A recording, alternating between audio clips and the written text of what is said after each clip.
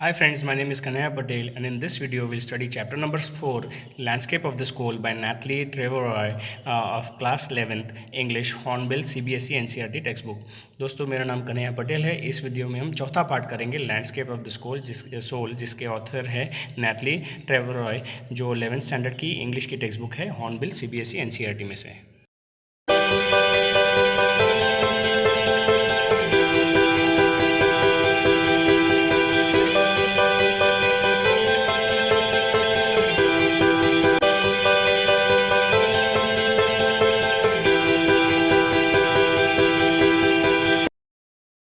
दोस्तों मेरे चैनल ज्ञान गुरुवाणी को सब्सक्राइब ज़रूर कीजिएगा, इस वीडियो को लाइक और शेयर कीजिएगा अगर आपको लगे कि ये वर्थ है बच्चा आपके फ्रेंड्स को शेयर करने लायक। So friends, this story Landscape of the Soul is about the paintings that are done by a painter, and he actually the authors tried to compare the paintings that were there between two different kind of countries। एक western style होती है drawing की और एक Chinese style है, तो इस दोनों में कंपैरिजन करके नैटली ट्रेवरॉय ने अच्छे से एक्सप्लेन किया है इस चैप्टर को।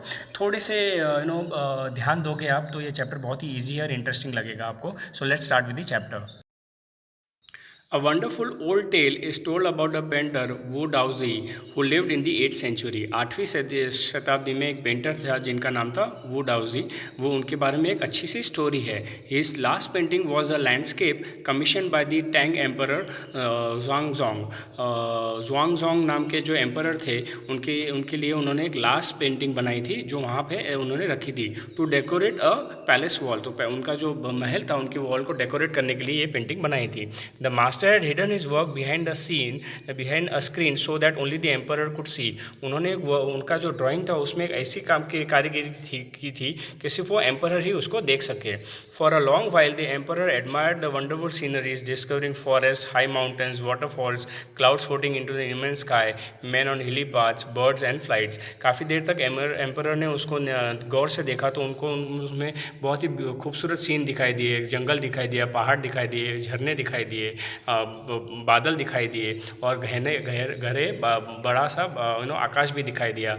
लोग जो माउंटेन पे चढ़ के जा रहे थे, बर्ड्स दिखे, वो सब वहाँ दिखाई दिया उनको। Look sir, said the painter, in this cave at the foot of the mountain dwells a spirit। तो उन्होंने कहा कि ये जो गुफा है उनके नीचे वहाँ एक आत्मा भी रहती है। The painter clapped his hands and the entrance of the cave opened। तो पेंटर ने उनके हाथ से ताली बजाई और वो केव की एंट्रेंस खुल गई। The inside of this is splendid beyond anything words can convey। और इसके अंदर आप शब्द भी इसको बयान नहीं कर सकते, वैसी चीज़ें अंदर है। Please let me show your majesty the way. लाइए मैं आपको ये रास्ता दिखाता हूँ। The painter enter the cave but the entrance close behind him and before the astonishing emperor could move utter word the painter had vanished from the wall. तो painter ने उस केव के अंदर एंटर किया, उनके पीछे ये राजा भी आए और राजा आके एक शब्द बोले उसके पहले ही पेंटर वहाँ से गायब हो गया और पेंटिंग ही पूरी दीवार पे से गायब हो गई। Not a trace of Wu Daozi's brush was left and the artist was never seen again in this world. तो उनके ब्रश के हिस्से का कोई भी भाग भी दिखाई नहीं दिया और उसके बाद ये आर्टिस्ट को भी दुनिया में दिखाई नहीं दिया है। Such stories plays an important part in the China's classical education। China के क्लासिकल एजुकेशन में ऐसी स्टोरीज बहुत ही महत्वपूर्ण भाग बजती है। The books of Confucius and Zhuangzi are full of them। Confucius और Zhuangzi नाम की किताबें इस ऐसी सारी कहानियों से भरी है। They help the master or to guide his discipline in the right direction। उन्होंने मास्टर को गाइड किया था सही डायरेक्शन में आगे जाने के लिए। Behind the antidotes they are deeply revealing of the spirit in the antidotes के अलावा वो ये स्पिरिट्स में अच्छी तरह से उनको रिवील भी कर रहे हैं। विच आर्ट वॉज कंसिडर। तो उसमें आत्मा जो है उसी कला को वो बता रहे हैं। कॉन्ट्रास्ट द स्टोरी और another famous one about a painter who wouldn't draw the eye of a dragon he had painted for fear it would fly out of the painting, with an old story from my native Flanders that I find most representatives of western painting। तो western painting में भी एक story ऐसी है जहाँ एक painter था जो ड्रैगन की आँख कभी भी नहीं बताता था, ये सोच के कि वो ड्रैगन वहाँ से उड़ के पेंटिंग में से उड़ के के बाहर चला जाएगा। ये उनके नेटिव फ्लैंडर्स की ये कहानी है। इन 15th century Antwerp's master blacksmith called Quentin Mitsys fell in love with the painter's daughter। तो 15वीं सदी में एंटवर्प नाम के एक मास्टर ब्लैकस्मिथ थे जिनका नाम था क्विंटन मिस्सिस। वो उनकी डॉटर के साथ प्यार में गिरा। The father would not accept a son in law in such a profession.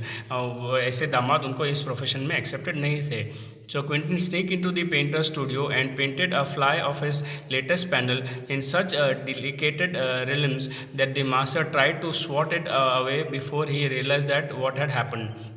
तो उस पेंटर ने उनके पेंटिंग स्टूडियो में जाके इतनी डेलिकेसी से उनकी एक फ्लाई बनाई, जो फ्लाई मतलब एक मक्खी होती है, वैसे बनाई।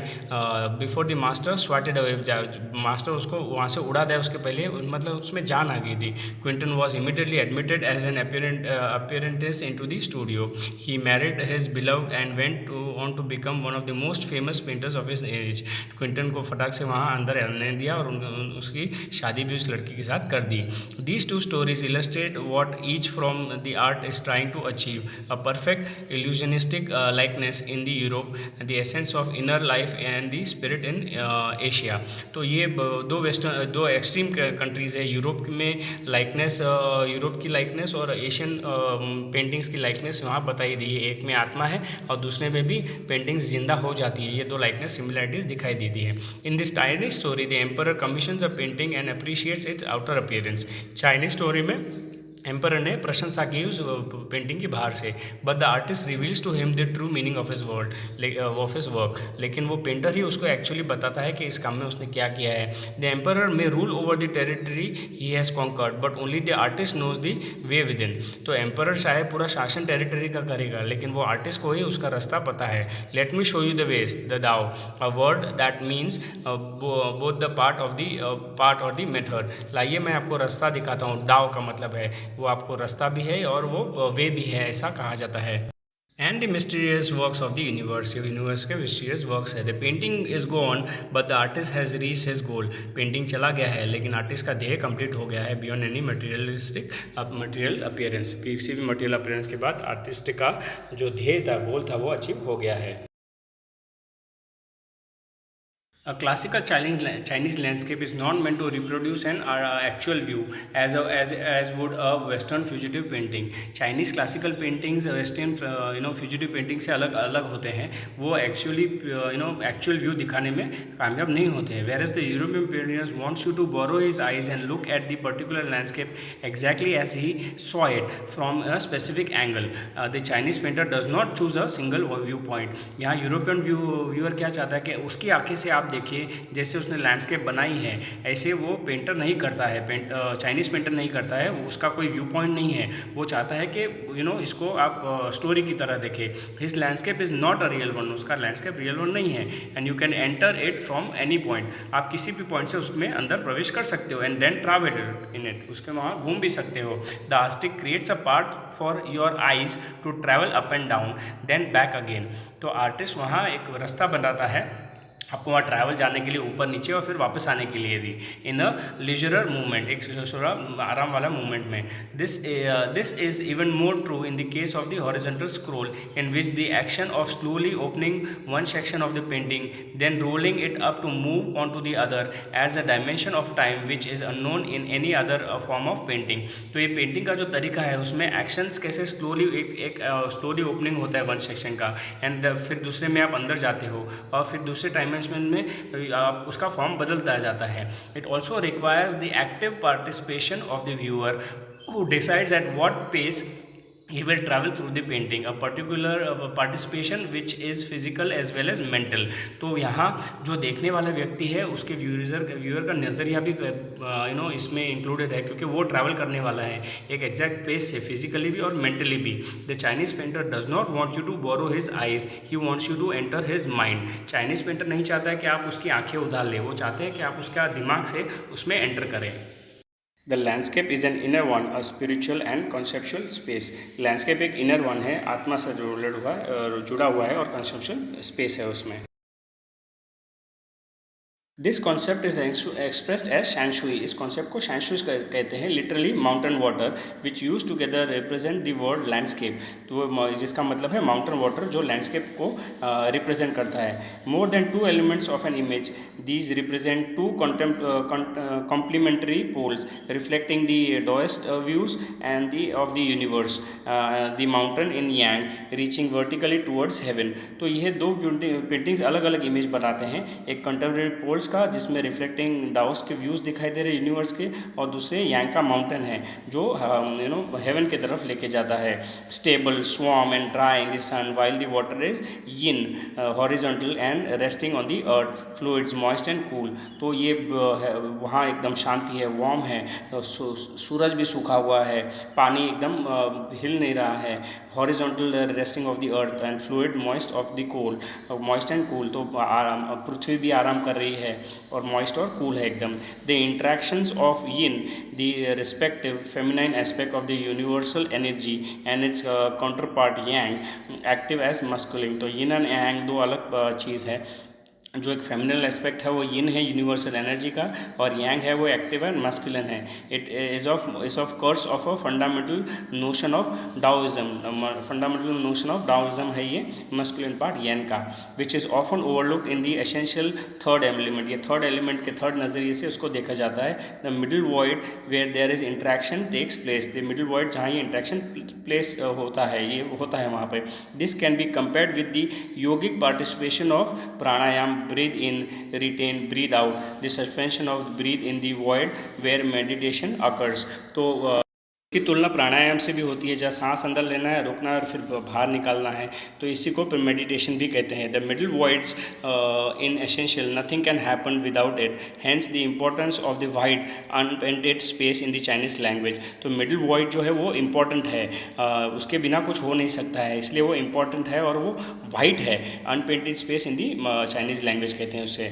This is also where man finds and fundamental role. यहाँ इंसान को फंडामेंटल रोल, उसका महत्व का रोल पता चलता है। In that space between heaven and earth he becomes the conduct of the communist between the both poles of the universe. Universe के दो स्तंभ के बीच में, हेवन और पृथ्वी के बीच में, वो एक माध्यम बन जाता है। His presence is essential even if it's only suggest far from being lost और oppressed by the lofty peaks. He is of Francois Cheng's wonderful expression the eyes of the landscape. तो वो आदमी जो है, इंसान जो है, उसका वहाँ अस्तित्व बहुत ज़रूरी है। कोई कहता है कि ये उसके गायब होने से या अच्छी अच्छी बड़ी बड़ी बातों करने से, जैसे ही सेड फ्रांसोइस स्वैंग्स कहता है उसके एक्सप्रेशन से, the eyes of the landscape, ये एक्चुअली उसकी आइज़ है। यहाँ हमारा चैप्टर ख़त्म होता है दोस्तों। ये एक छोटा चैप्टर है लेकिन इसमें डिफ़िकल्ट वर्ड्स बहुत है, तो मैं रिक्वेस्ट करूँगा आप उसका रेफ़र कीजिएगा, फिर से ये वीडियो देखिएगा, और अगर कुछ डाउट है तो आप मुझे कमेंट ज़रूर कीजिएगा। Thanks for being on this video. दोस्तों please see to it you revisit this chapter again, and if at all there are any doubts you might want to clear out the meanings because there are lot of difficult words that are being used in this chapter. Thank you for being on Gyan Guru Vani. Have a nice day. दोस्तों आपका दिन शुभ रहे। Thank you, bye, जय स्वामीनारायण।